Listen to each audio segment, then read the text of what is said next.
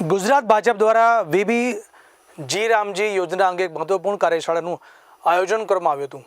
પ્રદેશ અધ્યક્ષની અધ્યક્ષતામાં યોજાનારી આ કાર્યશાળામાં રાજ્યના 18,000 ગામોના ખેડૂતો સુધી આ યોજનાના ફાયદા પહોંચાડવા માટેનો રોડમેપ તૈયાર કરાશે. ભાજપે આક્ષેપ કર્યો કે કોંગ્રેસ હંમેશા લોકો ઉપયોગી યોજનાઓનો વિરોધ કરતી આવી છે, પરંતુ જાગૃત પ્રજા હવે વિપક્ષની નકારાત્મક રાજનીતિને ઓળખી ગઈ છે. રાજ્યમાં ગ્રામીણ વિકાસ અને ખેડૂતોના કલ્યાણ માટે વીબી જી રામજી યોજના અમલમાં મૂકવામાં આવી છે. ભાજપના મતે આ યોજના મનરેગાનું એક સુધારેલું અને શક્તિશાળી વર્ઝન છે. મનરેગામાં જે ક્ષતિઓ અને ટેકનિકલ ખામીઓ હતી તેને દૂર કરીને આ નવી યોજના તૈયાર કરવામાં આવી છે. જ્યારે સત્તાધારી પક્ષ આ યોજનાને ગેમ ચેન્જર ગણાવી રહ્યો છે, ત્યારે વિપક્ષના વિરોધ વચ્ચે ભાજપ હવે જનતાના દરબારમાં જઈને કોંગ્રેસની રણનીતિને ખુલ્લી પાડવાની તૈયારી કરી રહ્યું છે. જો કોંગ્રેસ વાસ્તવમાં જે પ્રજા માટે ઉપયોગી જે સરકારની યોજનાઓ છે એનો હર હંમેશ વિરોધ કરતી આવી છે. ભૂતકાળમાં જાઓ તો આયુષ્યમાન ભારતની વાત હોય, જનરિક દવાઓની વાત હોય કે આવી તો અનેક યોજના આદરણીય નરેન્દ્રભાઈએ જે અમલમાં મૂકી છે.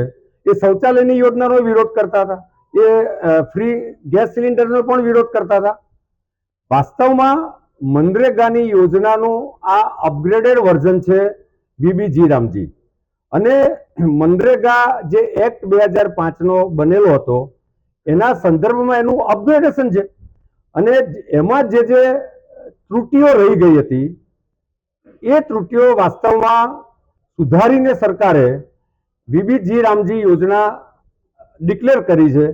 એના સંદર્ભમાં આજે ગુજરાતના યશસ્વી પ્રદેશ અધ્યક્ષ આદરણીય જગદીશભાઈ વિશ્વકર્માના નેતૃત્વમાં એમના અધ્યક્ષસ્થાને ગુજરાતના જુદા જુદા જિલ્લાઓ મહાનગરના અમારા પ્રતિનિધિ સાથે એક વર્કશોપનું આયોજન છે.